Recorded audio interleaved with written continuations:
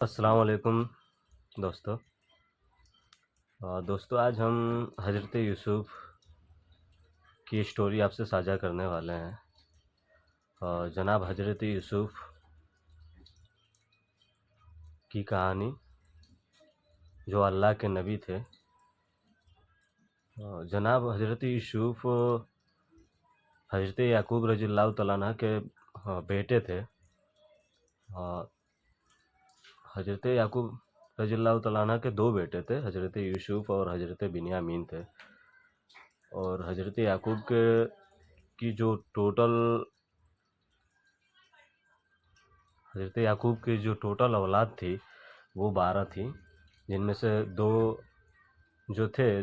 ख़ास भाई थे, हज़रत बिन्यामीन और हज़रत यूसुफ़ रज़ियल्लाहु तआला अन्हु। एक बार हज़रत यूसुफ़ रज़ियल्लाहु तआला अन्हु ने एक ख्वाब देखा जिसमें एक सूरज और एक चाँद और 11 तारे उनको सलाम कर रहे हैं।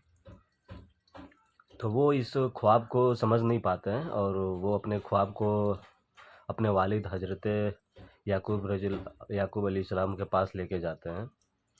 तो हज़रत याकूब अलैहिस्सलाम अल्लाह के नबी थे, तो वो इस ख्वाब को समझते हैं और उनको बताते हैं कि अल्लाह ताला तुमको बहुत ही जल्द और लोगों की जो सोच होगी उसको समझने की ताकत अता करेंगे। ये जो ख्वाब तुम देखे हो वो अपने भाइयों से शेयर मत करना, उनको बताना मत। हज़रत याकूब ने हज़रत यूसुफ़ को बताया कि ये ख्वाब अपने भाइयों को मत बताना। हज़रत यूसुफ़ अलैहिस्सलाम ये भी अल्लाह के नबी थे। ये अपने भाइयों को ख्वाब बता देते हैं, दसों भाइयों को। तो भाई सोचते हैं कि हज़रत याकूब को हम लोग मतलब कि मार देते हैं जान से। फिर इनके भाई जो होते हैं वो प्लान बनाते हैं हज़रत यूसुफ़ को मारने के लिए। फिर हज़रत याकूब अलैहिस्सलाम के पास जाते हैं और बोलते हैं कि हम भाई जंगल में जा रहे हैं शिकार की वजह से, शिकार करने। इसके वजह से आप हज़रत यूसुफ़ को हमारे साथ भेजिए, हम लोग के साथ भेजिए। हज़रत याकूब मना करते हैं कि नहीं, मैं नहीं भेज सकता। जंगल में भेड़िया रहते हैं तो हज़रत यूसुफ़ को नुकसान न पहुंचा दे, इसके वजह से। क्योंकि हज़रत याकूब हज़रत यूसुफ़ से बहुत प्यार करते हैं, क्योंकि हज़रत यूसुफ़ को अल्लाह ने बहुत खूबसूरत बनाया था, बहुत खूबसूरत थे वो। तो इसकी वजह से उनके भाई उनसे बुग़्ज़ करते थे, हसद रखते थे, इसके वजह से। तो हज़रत याकूब उनको अपने उनकी जो 10 औलाद थी, जो हज़रत यूसुफ़ के जो भाई रहते हैं, जो उनको जाने के लिए बोलते हैं, उनको मना करते हैं हज़रत याकूब। फिर भी बोलते हैं, उनके जो 10 भाई होते हैं वो बोलते हैं कि हम लोग के रहते हज़रत यूसुफ़ को कोई नुकसान नहीं होगा, तो आप हमारे साथ भेजिए, निश्चिंत रहिएगा, आप कोई नुकसान नहीं होगा, आप हमारे साथ भेजिए, हम लोग इनका ख्याल रखेंगे। कैसे भी करके वो हज़रत याकूब को मनाते हैं और हज़रत याकूब मान जाते हैं और फिर अपने बेटे को हज़रत यूसुफ़ को भेजते हैं अपने 10 लड़कों के साथ जंगल में। जब हज़रत यूसुफ़ अपने भाइयों के साथ जंगल जाते हैं तो उनके भाइयों ने उनको पकड़ के मारा, बहुत ज़्यादा मारते हैं और मारने के बाद से एक कुएं में डाल देते हैं। हज़रत यूसुफ़ को इनके भाइयों ने कुएं में डाला और कुएं में डाल करके और उसके बाद से एक भेड़िए को पकड़ के मारते हैं और भेड़िए का जो मारने के बाद जो उसका खून होता है वो हज़रत यूसुफ़ के कपड़े में लगाते हैं और फिर घर वापस लेके आते हैं। आने के बाद हज़रत याकूब रज़ियल्लाहु तआला अन्हु को बताते हैं कि हज़रत यूसुफ़ को भेड़िया ने खा लिया। तो हज़रत याकूब अपने इल्म गैब से समझ जाते हैं और अल्लाह के नबी रहते हैं, उनको इल्म रहता है कि भेड़िया अगर खाया रहता तो हज़रत यूसुफ का जो कपड़ा है वो ज़रूर फटा रहता। तो वो मन ही मन में सोचते हैं और वो बोलते हैं कि तुम लोगों ने मेरे यूसुफ को अकेला छोड़ दिया, उसको भेड़िया खा गया। पछताते हैं बाद में। फिर वहाँ पे हज़रत यूसुफ उस कुएं में 3 दिन और 3 रात गुजारते हैं। वो कहते हैं कि मारने वाले से बड़ा बचाने वाला होता है। अल्लाह हज़रत यूसुफ को उस कुएं में 3 दिन तक रहते हैं और रहने के बाद फिर वहीं वहीं उसको उसी जंगल से एक काफ़िला जो है मिस्र को जा रहा था, वो काफ़िला उस कुएं के पास से गुजरता है। वो कुआं उस कुएं में हज़रत यूसुफ वैसे 3 दिन तक पड़े रहते हैं। तो वो काफ़िला जो गुजरता है उस काफ़िले को प्यास लगती है। तो प्यास लगने के बाद वो काफ़िला वहाँ देखता है कि कुआं है, तो वो इस कुएं से पानी निकालते हैं और अपनी प्यास बुझाते हैं। वो काफ़िला उस कुएं से पानी निकालता है।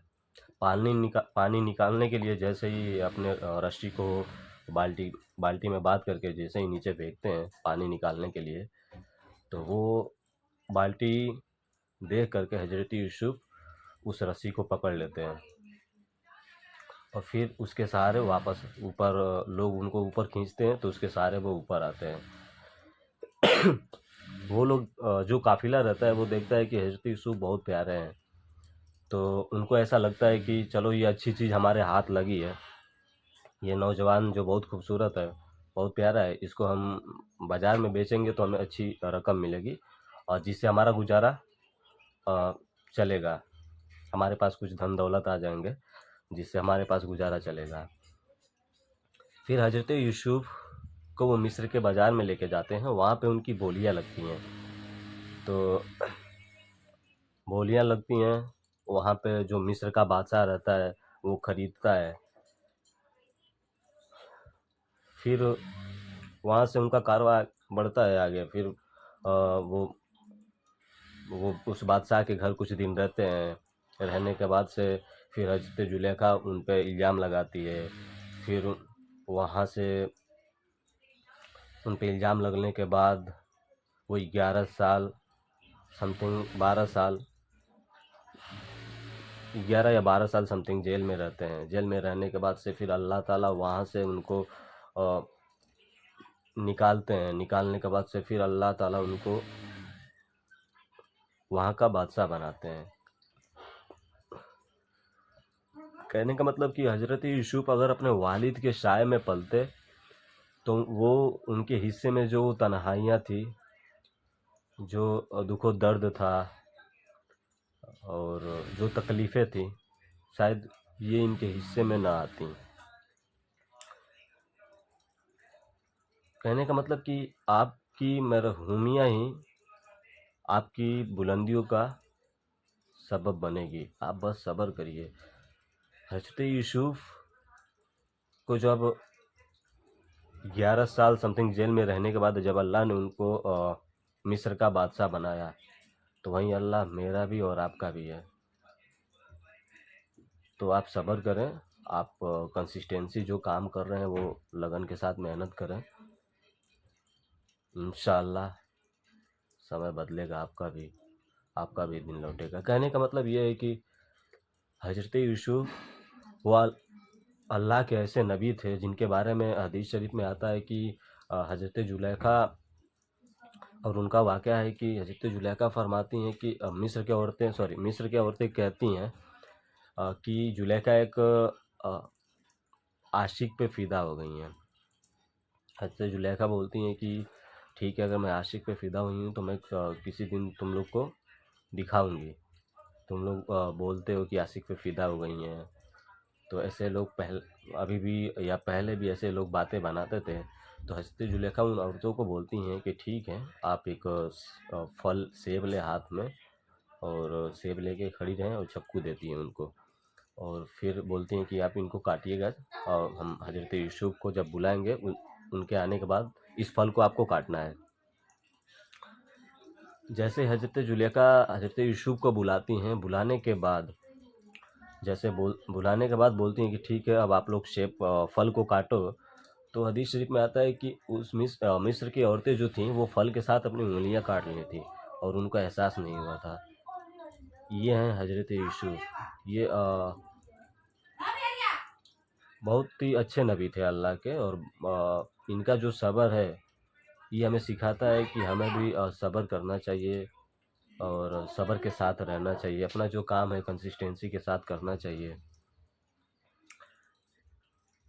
इस वीडियो का मेन मकसद जो था ये साझा करना ये था कि हम अपना काम अगर पूरे मन या लगन से करते हैं, पूरे मन लगन से करने के बाद, कंसिस्टेंसी करने के बाद आपके हिसाब से अगर तुरंत सफलता नहीं मिलती है तो अल्लाह पे छोड़ देनी चाहिए। फिर वो एक ना एक दिन जो बेहतर वक्त होगा आपके लिए, जो मुकर्रर चीज़ें होंगी वो अल्लाह आपको नवाजेगा, उससे बेहतर नवाजेगा। हज़रत यूसुफ को उनकी बिना किसी गलती के 11 साल जेल में, समथिंग 12 साल जेल में रहने के बाद अल्लाह ने उनको मिस्र का बादशाह बनाया। और फिर वही भाई जब मतलब कि सूखा पड़ गया, मतलब कि उधर सूखा पड़ने के बाद से वहीं भाई जब ये बादशाह बने तो ऐलान करा है कि सूखा पड़ने के बाद जो ख्वाब देखा था उन्होंने, उसके कहने का मतलब कि जो ख्वाब का मतलब था कि वो 11 साल सूखा पड़ेगा और 11 साल मतलब कि खुशहाली रहेगी। तो वो सूखा जब पड़ता है तो हज़रत यूसुफ जब मिस्र के बादशाह बनते हैं तो इनके भाई वहाँ पे आते हैं और हज़रत यूसुफ मतलब कि बादशाह बनने के बाद सबको बोलते हैं कि ठीक है जिसके पास धन नहीं है वो आए हमारे खजाने से लेकर जाएं और अपना गुजारा करें। तो मिस उनके हज़रत यूसुफ के भाई भी आते हैं वहाँ पे, तो अपने भाइयों को भी देते हैं। और फिर वहाँ पे बोलते हैं कि शायद आप लोग पहचान नहीं रहे हो, मैं यूसुफ हूँ जिनको आपने कुएं में डाला। और फिर हज़रत यूसुफ और हज़रत याकूब समथिंग 32 साल बाद मिलते हैं एक दूसरे से। तो ये सब्र हज़रत यूसुफ को बहुत, तो उनके उनके उनके मतलब कि जो वैल्यू है उनका, जो यकीदा था अल्लाह पे, जो भरोसा था उनका, उन्होंने जेल में भी हज़रत जुलेखा ज़बरदस्ती करना चाहे उनके साथ, वहाँ भी वो अल्लाह अल्लाह पे उनको यकीन था और अल्लाह ने एक-एक करके सारे दरवाजे खोल दिए, सारे ताले तोड़ दिए, 3 दिन कुएँ में रहे। तो कहने का मतलब ये है कि हमें सब्र करना चाहिए, अपना काम कंसिस्टेंसी के साथ ज़रूर करना चाहिए, लेकिन उसके साथ हमें सब्र भी करना चाहिए। तो दोस्तों अगर वीडियो अच्छी लगे तो लाइक करें, कमेंट करें और शेयर भी करें और चैनल्स को सब्सक्राइब ज़रूर करें और हमें बताएं कि ये वीडियो कैसी लगी, कमेंट में ज़रूर बताएं। मिलते हैं नेक्स्ट वीडियो में दोस्तों, तब तक के लिए बाय।